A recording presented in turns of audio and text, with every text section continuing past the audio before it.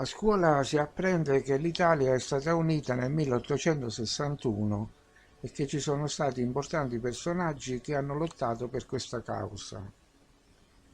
E anche che il Sud era una terra di briganti, un paese povero e arretrato.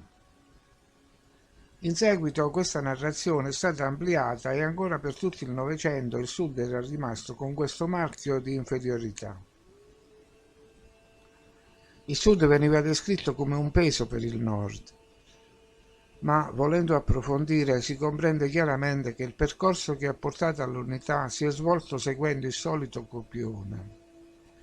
Un copione è utilizzato ancora oggi in varie nazioni, quello della conquista mascherata da processo democratico. In questo copione ci sono infatti le solite figure e i soliti passaggi obbligati. Gli ideologi, i mercenari, i cosiddetti dogs of war, la criminalizzazione degli avversari e dei dissidenti, la resistenza, i rastrellamenti, il carcere lager.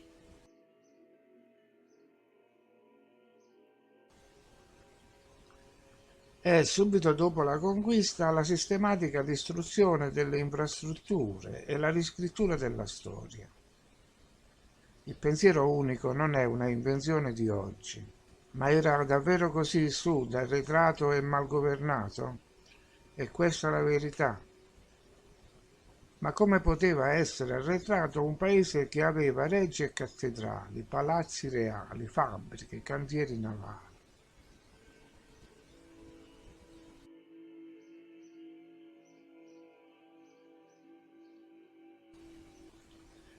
Regge come a San Pietroburgo a Londra, palazzi reali come a Madrid,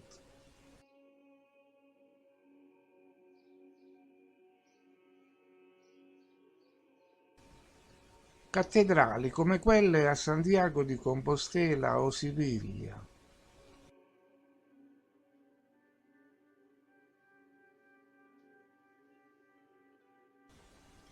basiliche come in Perù,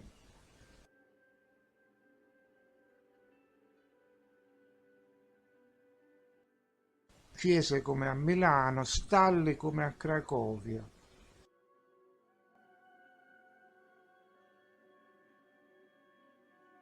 Pantheon come a Montreal, gallerie con vetrate come a Milano, colonne intarsiate come in Portogallo.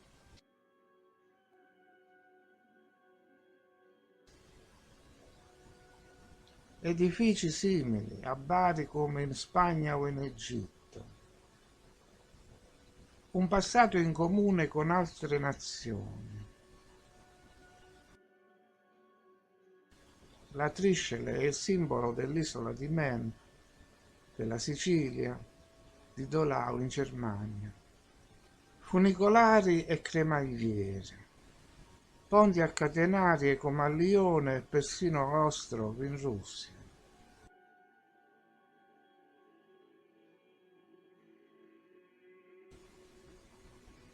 Un paese che aveva scuole nautiche e cantieri navali all'avanguardia, in grado di varare navi come il vascello Archimede, navi operanti su rotte internazionali e con un traffico intenso su rotte commerciali. E c'erano teatri opulenti come a Odessa o a Budapest.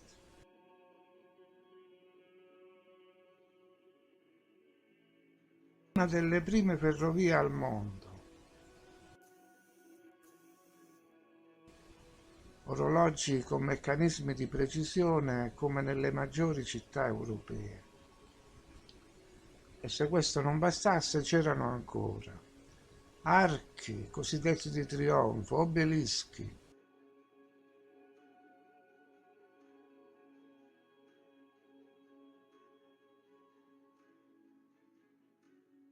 opifici come a Manchester. La valle dell'Irno era definita la Manchester del Sud Italia. Fabbriche d'armi,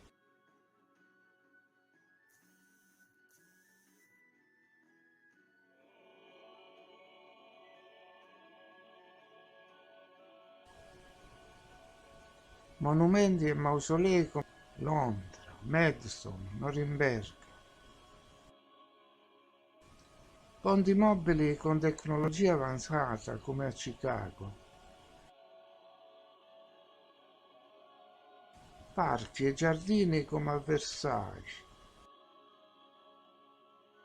fontane monumentali.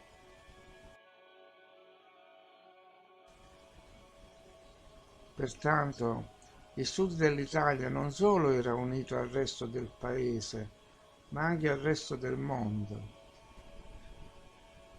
E i veri eroi erano stati altri, quelli che avevano costruito tutto ciò, non quelli che l'avevano conquistato.